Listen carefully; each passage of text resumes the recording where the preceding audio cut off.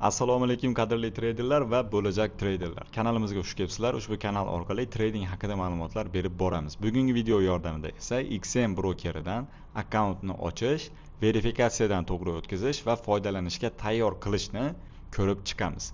Biz bilan ketma-ketlikda aynan shu holatda davom etish uchun Telegramdagi ushbu kanalimizga kirib, SMSlarni pinned qilingani, ya'ni zakrepit qilingan xabarni ustiga bosadigan bo'lsanglar, link bor. Shu linkni bossanglar, 3-o'rinda XM brokeri turibdi.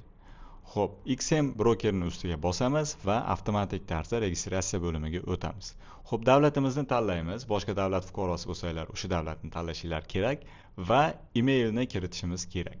Email shaxsiy emailimizni va parol yozishimiz kerak bo'ladi. Parolga esa bir dona katta harf, raqamlar va birorta belgi qatnashishi kerak. Xuddi ekrandagiga o'xshatib birorta parol o'ylab topsanglar bo'ladi va pastdagi shartiga rozilik bildirgan holatda registratsiya tugmasini bosamiz. Bosganimizdan keyin emailimizga link boradi. Ya'ni emailimizni tasdiqlash uchun link. Ushbu linkga emailga kirib, ustiga bosadigan bo'lsak, yana brauzer orqali XM saytiga yo'naltirilamiz. Va XM saytiga kirganimizda qo'shimcha bildirishnomalar chiqadi. Bularga rozilik bildirishimiz kerak. Va keyingi qismda esa biz akkauntimizni подтвердить, ya'ni verifikatsiyadan o'tkazishimiz mumkin. Verifikatsiyadan o'tish tugmasini bosganimizda birinchi navbatda shaxsiy ma'lumotlarimizni kiritishimiz kerak bo'ladi.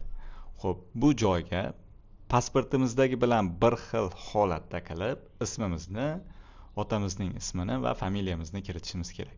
Agar qizil pasportni kiritmoqchi bo'lsanglar, qattiq H kabi harflarga hushyorroq bo'lishinglar talab qilinadi, chunki harflar boshqacharoq yozilib qolsa ham verifikatsiyadan o'ta olmay qolishimiz mumkin. Keyingi bo'limga esa biz tug'ilgan yilimiz, oyimiz va sanamizni to'g'ri holatda, to'g'ri ketma-ketlikda kiritishimiz kerak. Bularni kiritib bo'lganimizdan keyin esa telefon raqamimizni kiritishimiz so'raladi.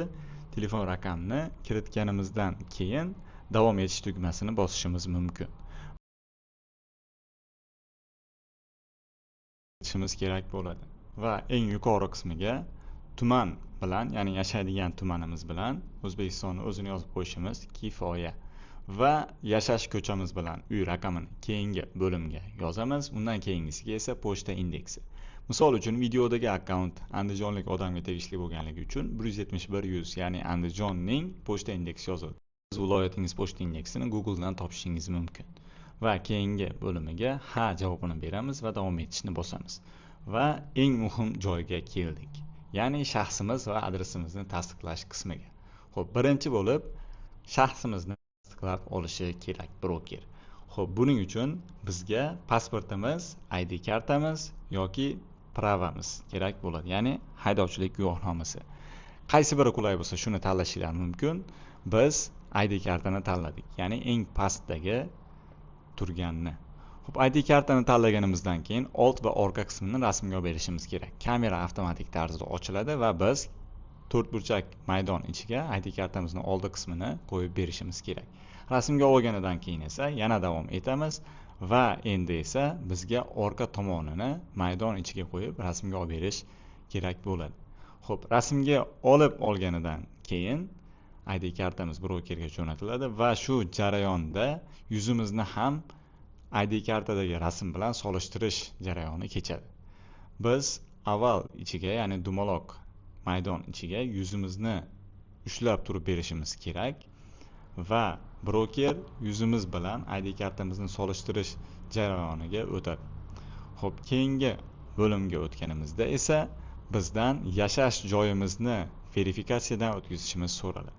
Ko'pchilik hozirda O'zbekistonda bo'lmaganligi va my.gov.uz saytidan yashash joyi bo'yicha ma'lumotnomani ola olmaganligi uchun prava yoki ko'k pasportini kiritishlari mumkin. Agarda sizda xuddi shu kabi hujjat bo'ladigan bo'lsa, ya'ni yashash joyingizni tasdiqlaydigan hujjatingiz bo'ladigan bo'lsa, shu hujjatni o'zini yuklashingiz kifoya hisoblanadi. Broker sizni verifikatsiyadan o'tkazishi uchun. Hujjatni kiritganingizdan keyin va brokerga yuborganingizdan keyin hamma jarayon o'z nihoyasiga yetgan hisoblanadi va bizdan qolgan ish faqatgina broker tomonidan keladigan emailni kutish yoki ma'lum bir vaqt o'tishini kutishimiz kerak, ya'ni 1-2 soat. Va shu vaqt jarayonida broker hamma hujjatlarimizni tekshirib chiqqanidan keyin bizning akkauntimizni verifikatsiyadan o'tkazib beradi va endilikda biz o'z hisobimizga pul solgan holatda daromad qilishni boshlashimiz mumkin.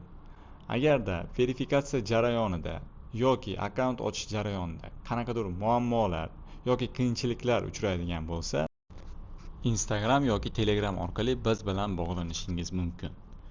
Videoga bergan e'tiboringlar uchun rahmat. Keyingi videolarda qanday qilib balansga pul solishni va savdo qilishlarni ko'rsatib o'tamiz. Ko'rishguncha xayr.